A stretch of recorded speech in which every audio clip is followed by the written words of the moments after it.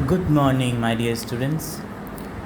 ये स्टैंडर्ड 7 की बुक है, इंग्लिश फर्स्ट। और इसमें मैंने आप लोगों को फर्स्ट लेसन जो पढ़ाया था, 3 लकी गॉड्स, इसका मैंने बस यहाँ तक पढ़ाया था। तो मैं आपको रिपीट कर देता हूँ कि इस कहानी में है क्या। इस कहानी में एक किसान की पत्नी है जो विधवा है, जिसके पास कुछ गायें हैं, 2 गायें हैं, दूध देने वाली गायें। और अनफॉर्चुनेटली ईयर ऑफ ड्राउट केम। तो एक बार क्या हुआ था कि एक अकाल पड़ा था जिसमें कि इन लोगों के पास कुछ चारा नहीं बचा। तो इन लोगों ने डिसाइड किया कि अपने गाय को ये लोग मार्केट में जाकर बेच देंगे।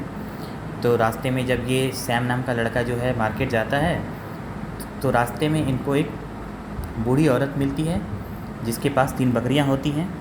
तो पेड़ के नीचे ये लोग आराम करने बैठते हैं। तो वो बूढ़ी औरत इससे कहती है कि तुम अपने गायों से मेरे बकरी को एक्सचेंज कर लो, ठीक है।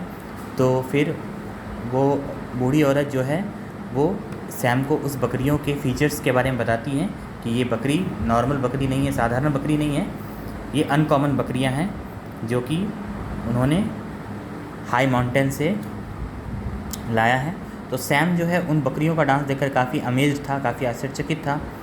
और जो उस बूढ़ी औरत ने डिस्क्रिप्शन किया था उस बकरियों के बारे में, इसको देखकर सैम काफ़ी आश्चर्यचकित था। आगे बढ़ते हैं आज। I can earn a few pennies every day by showing their dance in the village folks, Sam thought. तो सैम के मन में एक विचार आया कि मैं गांव में इस बकरियों के शो दिखाकर कुछ पैसे कमा सकता हूँ प्रतिदिन। He played the flute and the gods dance to the tune. तो उसने क्या किया, बांसुरी बजाया और बकरियां जो है उसके ट्यून पे नाचने लगी। Convinced bye their performance Sam return home with the gods and the flute.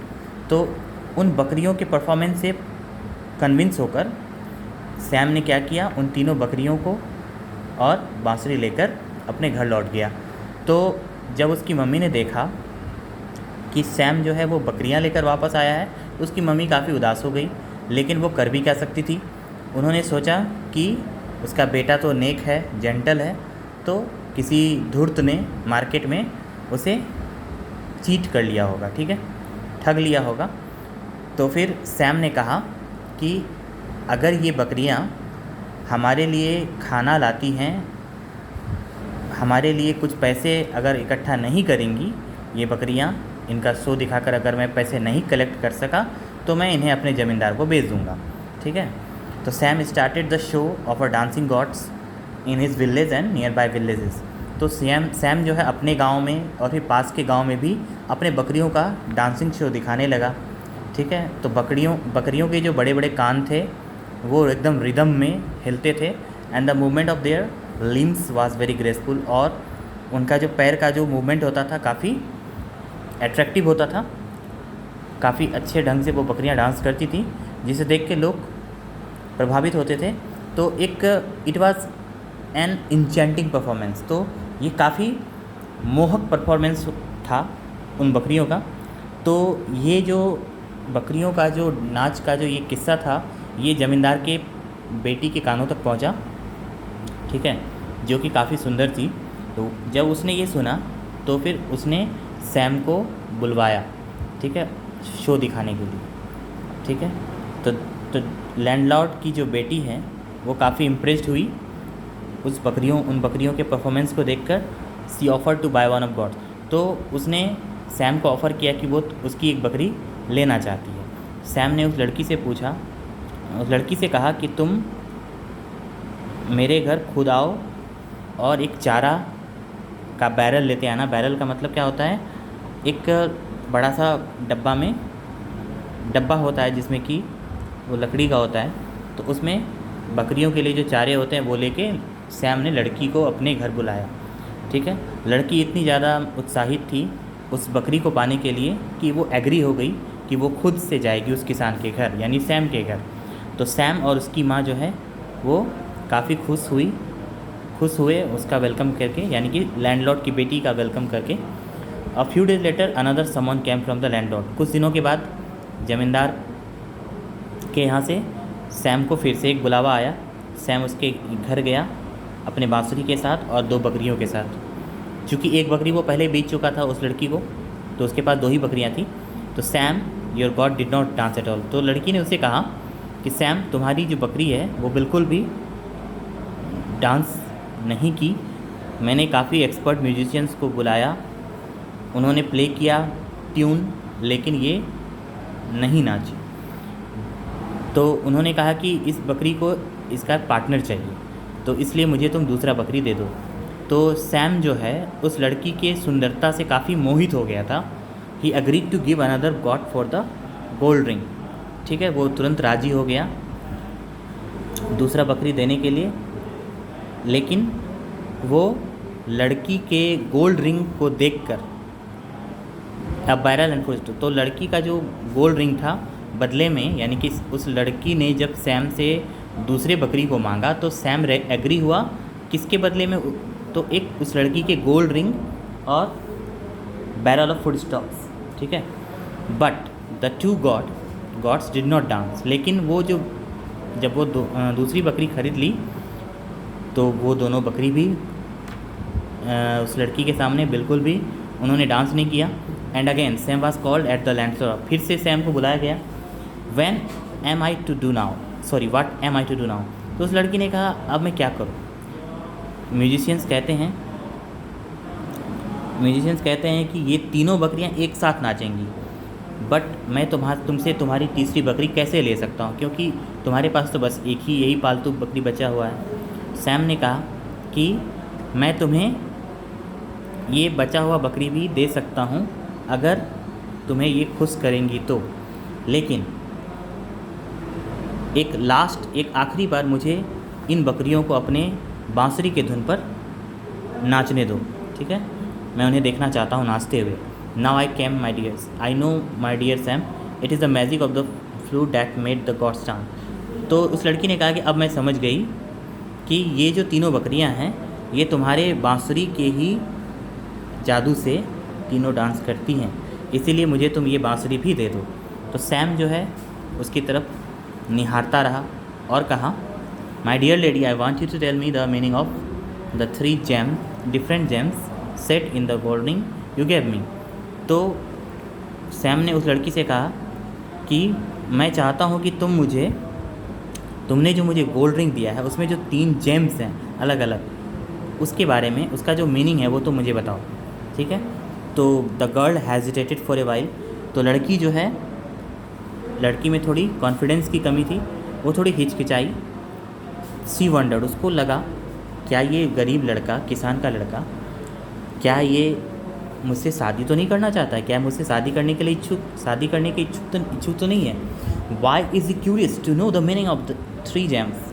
ये आखिर इतना कि क्यूरियस क्यों है, इन तीनों जेम्स के मीनिंग जानने के लिए ये इतना उत्सुक क्यों है। But I have to take the goat and the fruit. लेकिन मुझे तो वो बकरी चाहिए और बांसुरी भी चाहिए। ये उस लड़की ने सोचा। There are 3 strange strands of hair hidden among my black silken tresses. तो उस लड़की ने बताया कि मेरे बाल में जो ये बाल का जो ट्रेस होता है, जिसमें कि क्या बोलें उसको, बाल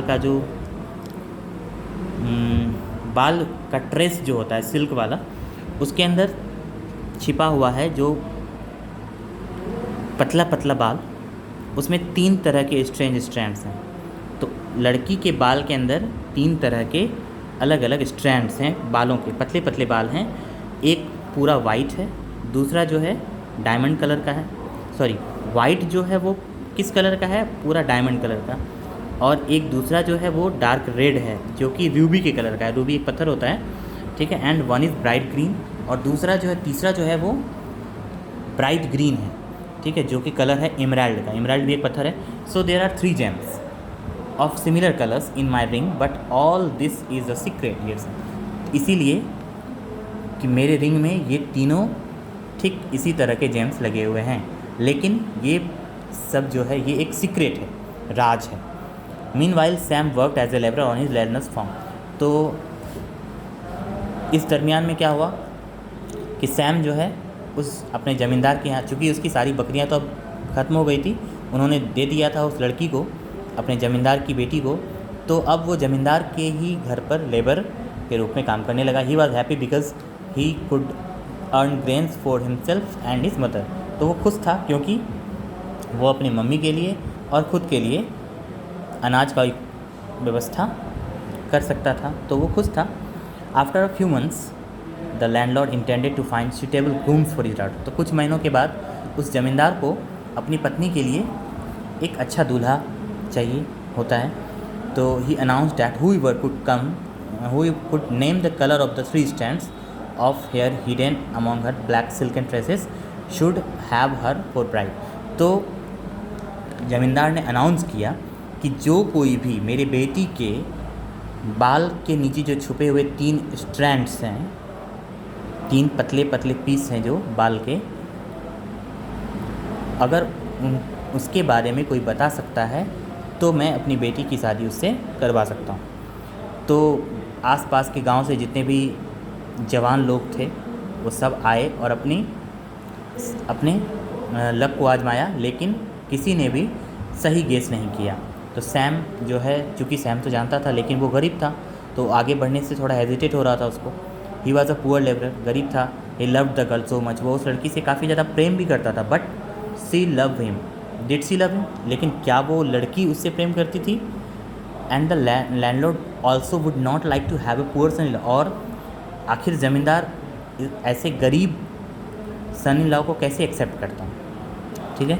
तो एक दिन क्या हुआ, रास्ते में सैम को एक बहुत ही अच्छा नौजवान मिला जो कि अच्छे ड्रेस में था।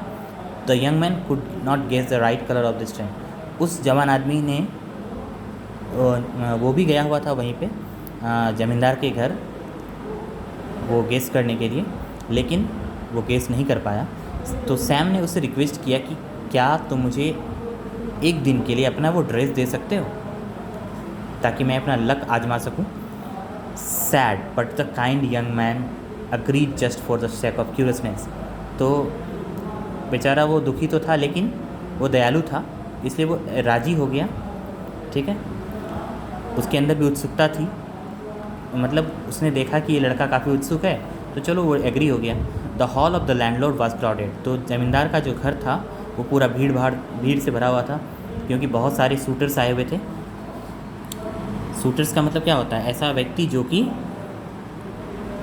उस लड़की से शादी करना चाहता था। सभी अपने अपने गेस को सभी ने ट्राई किया, सभी ने कलर्स बताए स्ट्रैंड्स के, लेकिन किसी ने भी सही जवाब नहीं दिया। तो सैम ने जो न्यू ड्रेस पहना था उसमें सैम को कोई पहचान नहीं पा रहा था, ना ही वो ज़मींदार ना ही उसकी बेटी। As the last young man Sam said. तो जब भीड़ खत्म हुई तो लास्ट में सैम का नंबर आया, तो सैम ने उन तीनों कलर के बारे में बता दिया कि the colour of one strand is pure white. तो एक कलर जो है, एक पहले स्ट्रैंड का जो कलर है वो वाइट है जो कि डायमंड का कलर है, दूसरा जो है वो डार्क रेड है जो कि रूबी का कलर है, और तीसरा जो है वो ब्राइट ग्रीन है जो कि इमराल्ड का कलर है। That is the right answer. तो ज़मींदार ने कहा वाह, ये तो एकदम सही आंसर है। तो सैम ने तभी क्या किया, अपना ड्रेस वो उतारा। ठीक है। Now the landlord recognised Sam. अब तो ज़मींदार ने उसे पहचान लिया कि ये सैम है। तो उसने कहा कि तुम्हें कैसे पता चला ये राज जो मेरी बेटी के बालों के अंदर है? तो सैम ने उसे पूरी कहानी सुनाई बकरियों की और उस गोल्ड रिंग की जो उस लड़की ने उसे दिया था। The landlord said to his daughter. तो लैंडलॉर्ड ने अपने बेटी से कहा कि तुमने उसे वो रिंग दिया और उसे वह राज भी बताया, इसलिए तुम्हें उस लड़का को अपने हस्बैंड के रूप में एक्सेप्ट करना होगा। तो लड़की ने भी अपना सिर हिलाया। तो इस कहानी का थाउट क्या है? This story narrates advent of good luck. तो ये कहानी है कि आपका लक कैसा है, ये उसके बारे में बताता है। When God gives he as a huge find for. जब भगवान देते हैं, कहते हैं ना कि जब भगवान जब भी देता है तो छप्पर फाड़ के देता है। तो लक अगर अच्छा हो किसी इंसान का तो उसे सफलता मिलती ही है। ठीक है।